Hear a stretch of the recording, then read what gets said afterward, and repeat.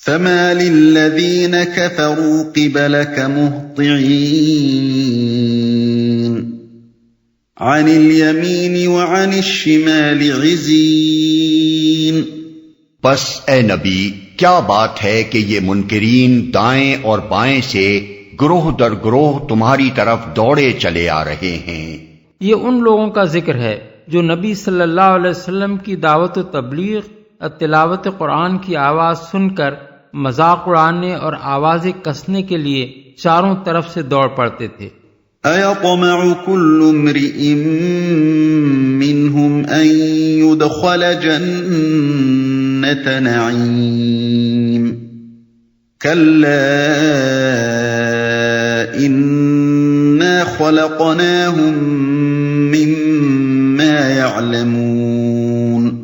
کیا ان میں سے ہر ایک یہ لالچ رکھتا ہے کہ وہ نعمت بھری جنت میں داخل کر دیا جائے گا؟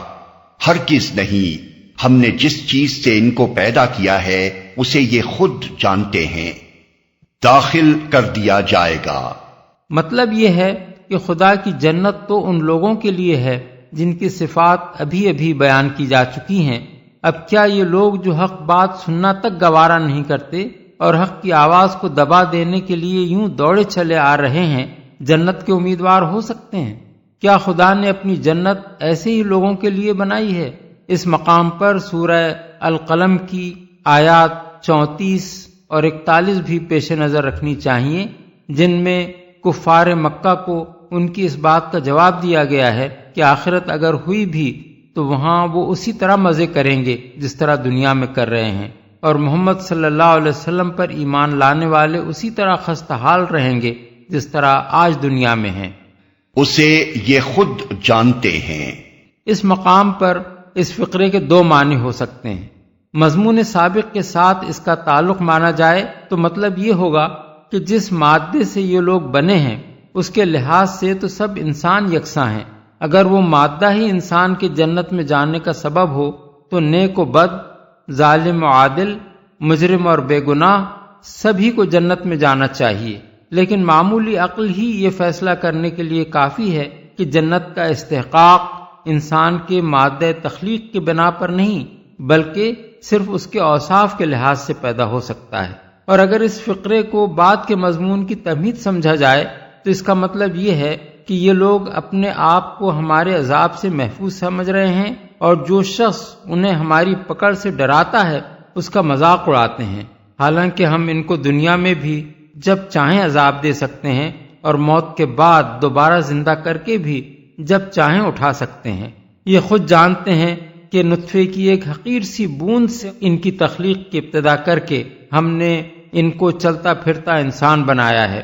اگر اپنی اس خلقت پر یہ غور کرتے تو انہیں کبھی یہ غلط فہمی لاحق نہ ہوتی کہ اب یہ ہماری گرفت سے باہر ہو گئے ہیں یا ہم انہیں دوبارہ پیدا کرنے پر قادر نہیں ہیں۔ فَلَا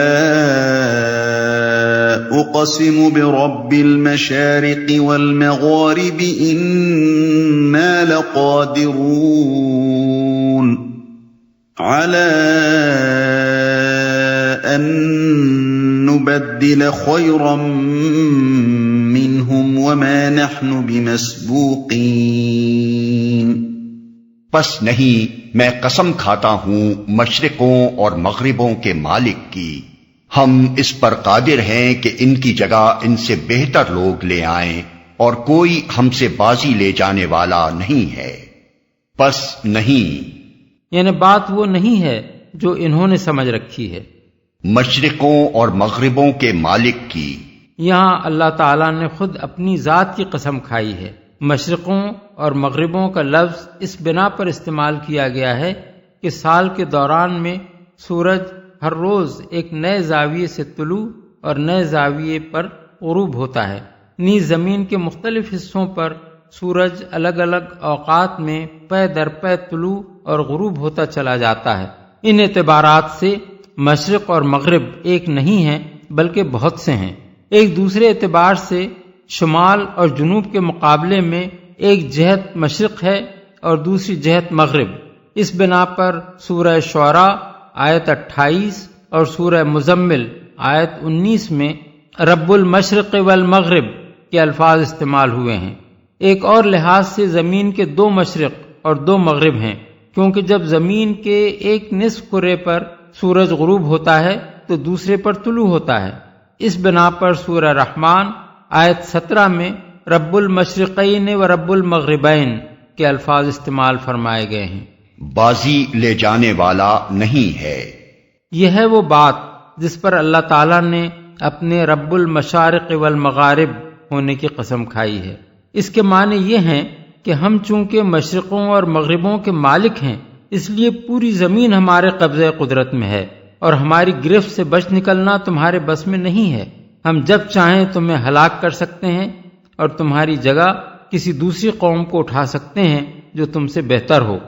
فَذَرْهُمْ يَخُوضُوا وَيَلْعَبُوا حَتَّى يُلَاقُوا يَوْمَهُمُ الَّذِي يُوعَدُونَ يَوْمَ يَخْرُجُونَ مِنَ الْأَجْدَاثِ سِرَاعًا كَأَنَّهُمْ إِلَى نُصُبٍ يُوفِضُونَ خَاشِعَةً أَبْصَارُهُمْ تَرْهَقُهُمْ ذِلَّةٌ ذَلِكَ الْيَوْمُ الَّذِي كَانُوا يُوعَدُونَ۔